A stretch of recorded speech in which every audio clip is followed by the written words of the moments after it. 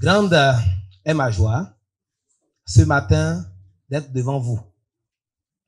Vous avez été nombreux à effectuer le déplacement malgré vos agendas très chargés. Votre présence me réjouit. Vous pouvez avoir des milliards de dollars dans un compte bancaire. Mais si vous n'avez pas des hommes, des femmes de valeur comme vous, derrière vous, quand vous faites quelque chose, ça voudra dire que quelque chose vous manque. Ça voudra dire que vous n'êtes pas une bonne personne. Mais vous avez décidé de venir honorer ma petite personne, ma modeste personne, par votre présence. J'ai souvent l'habitude de dire que celui qui vous donne son temps, il vous a donné sa vie. Le temps, ce n'est pas seulement de l'argent, mais c'est de la vie. Au soir de nos vies, on quantifie le nombre d'années passées sur la terre. Mais chaque année, c'est des jours, c'est des heures. Et vous venez de passer ce matin 3 heures ici. Vous avez sacrifié des heures pour vous préparer. Certains ont quitté le zoo. Certains ont quitté même le Koufo. Certains ont quitté le même plateau. Certains ont quitté l'Atlantique, le littoral. Ils sont là. Vraiment, je voudrais vous dire un profond merci. S'il y avait un mot plus grand que merci, que thank you, que akpe, que kudaso, shokran, j'allais vous dire ce mot-là. Que le Dieu en qui je crois, le Dieu qui m'a sorti de la boue, comme vous l'avez vu dans mon histoire, et aujourd'hui me fait asseoir parmi les grands de ce pays, et qui me fera asseoir parmi les grands de l'humanité, j'en suis sûr, grâce à vous, grâce à vos prières, ce Dieu-là ne manquera pas de vous bénir abondamment. Lorsque tu es à l'abri du besoin et que tu connais d'où tu viens, tu dois penser à aider les autres. Mais aider les autres, ce n'est pas sortir seulement de sa caisse pour leur dire tiens 10 000, 100 000, 50 000. Aider les autres, c'est de les apprendre à pêcher, comme quelqu'un l'a dit. Si vous voulez apporter une contribution utile à l'humanité, ce n'est pas de leur donner beaucoup d'argent. J'ai pensé que, fort de mon expérience personnelle et des livres, des ouvrages que j'ai lus, qu'il faille que je mette en place quelque chose, un outil qui va servir la génération présente et qui va servir également à la génération à venir. Les gens pourront lire.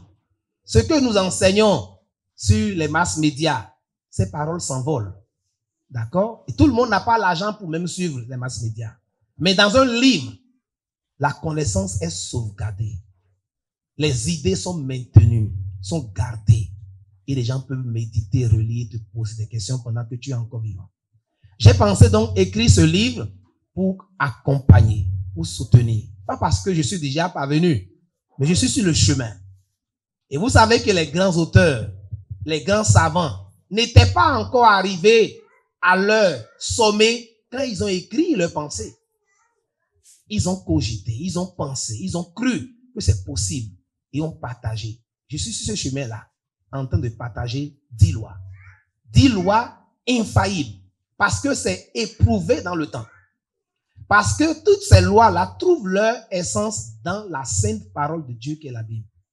Certains l'ont pratiqué il y a déjà des centaines d'années, mais sans savoir qu'en fait ces principes étaient bibliques. Lire ce livre, ce n'est pas que vous ne connaissez pas ce qui est déjà dedans, mais c'est faire preuve d'humilité. La Bible dit que l'humilité précède la gloire. Vous êtes déjà riche, si vous lisez ce livre, vous allez davantage comprendre certaines choses que vous maîtrisez, que vous comprenez déjà. Vous allez découvrir des choses que vous n'avez pas bien maîtrisées. Vous allez apprendre des choses que vous ne saviez pas. Parce qu'on ne finit pas d'apprendre, dit-on, on finit de grandir. Donc, le riche peut lire ce livre pour perpétuer sa richesse. Celui qui est de la classe moyenne peut lire ce livre et quitter la pauvreté, en tout cas la moyenne, pour rentrer dans la classe des fortunés. Parce que longtemps, on a cru que la richesse était l'apanage de certaines classes. Ceux qui sont nés avec des fourchettes d'or en main. Mais la richesse n'est pas le fruit d'un hasard. C'est ce que j'ai compris. La richesse se crée. Et la richesse durable se crée. On peut devenir riche par héritage, mais quelques années après, on perd ça. Parce qu'on n'a pas créé de la richesse. Les gens sont devenus riches, mais à leur mort, leurs enfants ont tout dilapidé. En lisant ce livre, vous allez apprendre à vos enfants les rouages, les connaissances qui permettront de perpétuer votre richesse. Et c'est pour ça que personne ne doit dire, je connais assez, j'ai déjà assez d'outils. Qu'est-ce que ce jeune pharmacien a à m'apprendre? Et enfin, à mes jeunes frères et sœurs, vous qui vous cherchez dans la vie, c'est le moment de saisir cette clé-là. J'ai bataillé, j'ai souffert et Dieu m'a aidé aujourd'hui à écrire ce livre et je suis en train de grandir. Et je vous dis que comme Zig Ziglar l'a dit, rendez-vous au sommet.